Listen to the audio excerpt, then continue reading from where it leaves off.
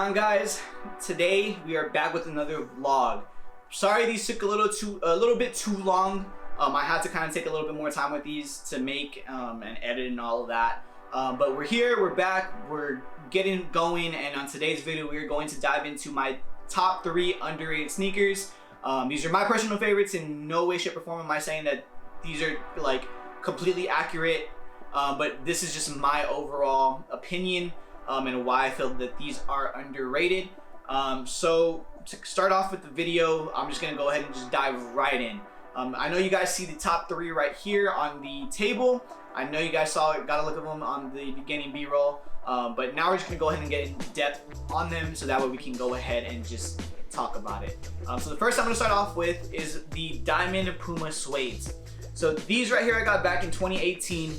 This is probably one of my favorites because of how simple it is. Now, not a lot of people are a big fan of Puma. I know that for a fact. Nobody really talks about Puma and being in the top tier of sneakers. A lot of people just say because they don't have technical shoes, they don't have a bunch of other things, and yes, that's true, but I think that Puma staying where it has been and being able to sustain its notoriety with the Puma Suedes, Puma Clydes, I feel as though it has done wonders for the brand. They're known for this low top silhouette. They really don't do highs. They're known for their little Puma stripe right here on the side for the racer. And they're just known for this type of style. Now I love this because it's so comfortable, relaxed, laid back. You can pretty much wear this with anything. And overall, just the functionality of the sneaker is just simple. And sometimes simple is good. Not technical sneakers tend to be a little bit more of a hassle and kind of more in depth. And yes, I know Puma doesn't really have that big of a backstory when it comes to sneakers and things like that, but I do still appreciate the shoe for what it is, and I will continue to appreciate it for that reason. So on this one right here, Nicky Diamonds from Diamond Supply Company went ahead and released a couple of sneakers for the Puma Suedes, and he did a whole line too with clothes and everything like that. These when I saw, I just had to get them because it was just one of my favorite. Just the suede on it is just insane. Now I haven't worn these a lot because the material on the suede is a little bit frayed, and when you do wear it, it starts getting wear and tear, and you'll see it start wearing it down. On this side right here, you can't really tell, but it's worn down already on the corners right here. I just love this sneaker so much because of just how simple it is. I can't stress that enough. It's my favorite thing. I love the color detail on it. The fact that it's of course with the Diamond Supply Company color, Tiffany teal blue. The fact that you have of course the diamond logo in the back heel tab instead of the Puma. It's just overall one of my favorites. Lace tips too. You have the silver stainless steel lace tips. You know, I feel like it just, Nicky Diamonds, when he designed these, took a lot into consideration in the materials that he wanted to use, the look that he wanted to go for, keeping it classic, authentic to the old, and just keep it going with everything that he is known for in his brand. Not branching out too much, but sustaining who he is as a brand. And I feel as though that this shoe definitely embodies it. And I feel as though the Puma Suede, the fact that they're so simple, definitely embodies Nicky Diamond's vision. And I feel that it's just perfect put together. I know a lot of people will pretty much not back me up on that because it's Puma, but I mean, hey, it's my opinion. Like I said, these are no way correct. It's just my opinion and what I personally feel. So yeah, Puma Diamonds, one of my favorites, slept on sneakers for sure. Not getting into these yet, we're gonna go ahead and dive into the New Balance. So the New Balance 990. This one right here is gonna be the V5. It's not the V4 edition. So the V5, what they did differently, of course, was the end cap, putting a little bit 3M accents on the back heel, as well as the tab right here on the back, the heel tab. This is probably one of my favorites because it is more comfortable than probably a Boost that I've worn because of the way your foot just sits in it. It cups and arches your foot perfectly, and it's just meant for you. Now I got these when I went to the New Balance store. It's a classic sneaker. These do run a little hefty pricing at $175 for the 990, and I do feel like that's a little bit too much for what it is, but it is definitely comfortable, and I do feel as though it's perfect for pretty much everyday wear, just like the Pumas. These I do keep by the door because these are just a slip and go. I keep the laces dead stock laced like that, so that way I can just slip them on and go. They fit perfectly. The materials on it, of course, you have suedes on the uppers, 3M on the New Balance logo. You have pretty much anything you can probably think of on a sneaker. You have, of course, the meshing in the front, on the shoebox right here. Pretty much everything. I love how simple but how functional and comfortable these are. Usually my underrated sneakers are a lot simpler than a lot of the other stuff that you guys see me wear, see me post and things like that, which is why I'm kind of keeping these as the most underrated sneakers, because not a lot of people appreciate them for that reason. Me personally, I love simple sneakers because of the fact that I can just grab them and go when I'm on the go and I need to get going. I don't have to think about putting them on with something like in particular, something special. I can drop these on with a pair of black shorts, a pair of gray shorts. I can drop them on with a pair of, you know, black pants, blue jean denim. I can, whatever. I can drop these on with pretty much anything, and I just love that, which is why I feel as though they're underrated. A lot of people don't appreciate the 990, the V5s or the V4s. I feel as though now New Balance is coming a little bit into full swing motion into the community of sneakers, because of the fact that people like Kith, Ronnie Feig, all of those people are doing collabs with them. Joe Freshgoods, you have all of these different collabs that are coming out, and I feel as though it's bringing more attention to New Balance. Now, New Balance has done a really good job sustaining its longevity with original silhouettes that they have. Of course, you have the 990 like this one, the V4, the V5, the Racer. You have the, what other ones? The 574s, you have the 372s, which just re-released this year. They haven't done a 372 in a long time. Those do look like the Nike waffles, so you do have a bunch of other, you know, collaborations and things like that that are bringing a lot of the original silhouettes to fruition through New Balance, and I feel as though they're becoming a lot more bigger and more prevalent in the sneaker community. These are one I feel still slept on, but I know that New Balance is coming in full swing, so not long will it be until these are what you call or categorized in the hype category. So yeah.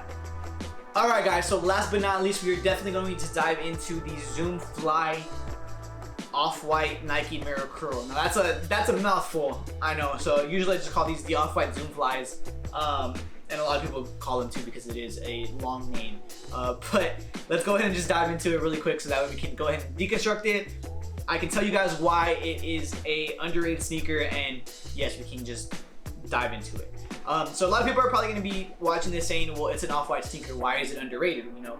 Well, I personally think it's underrated because of the fact that these are simple and functional.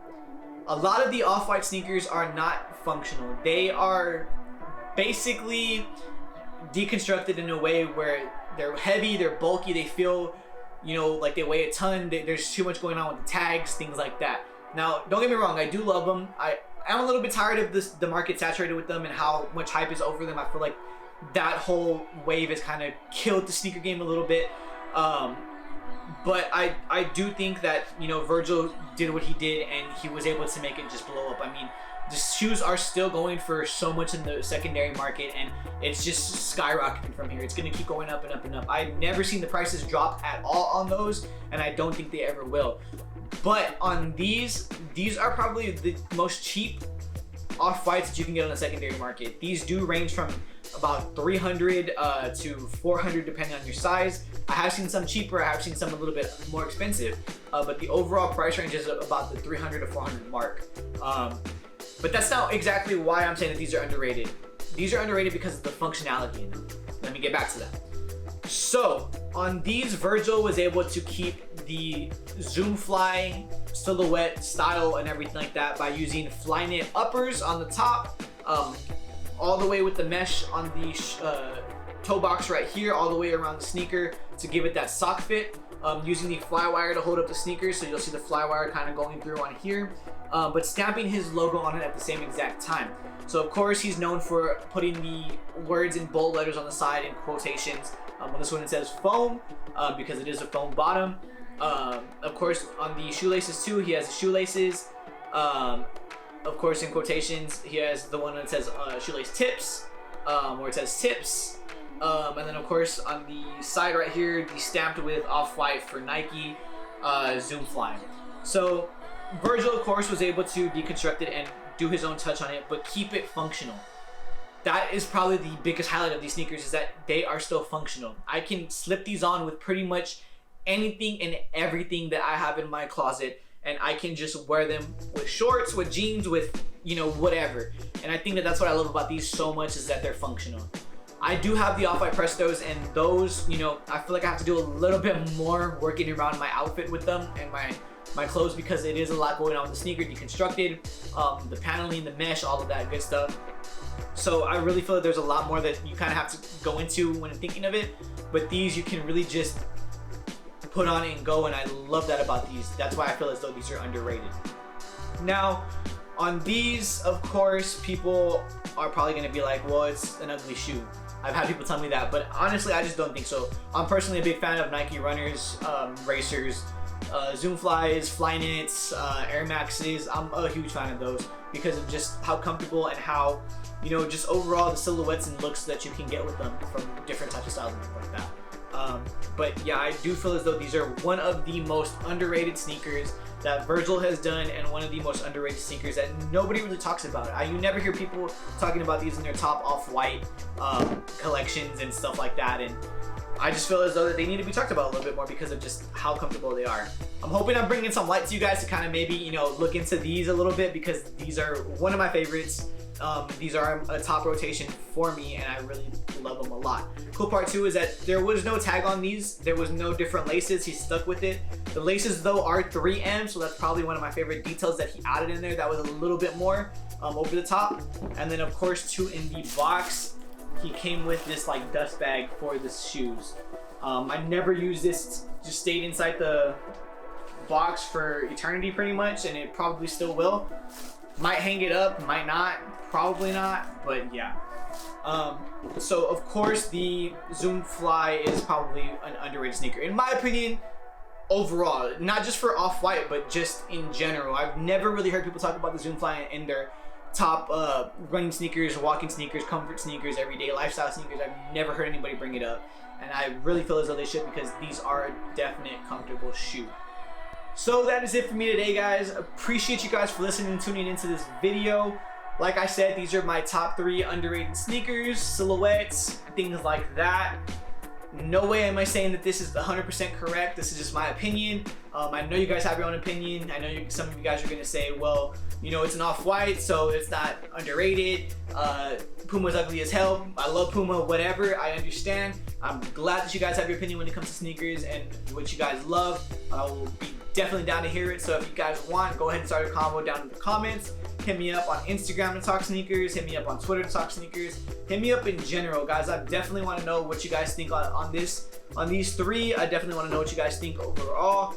So definitely let me know. Until next time, guys, keep it locked here. We'll be coming in with some more heat. This is Nate's Sneaker Channel, and I appreciate you guys for tuning in. Let's go ahead and kick it out, guys. Peace.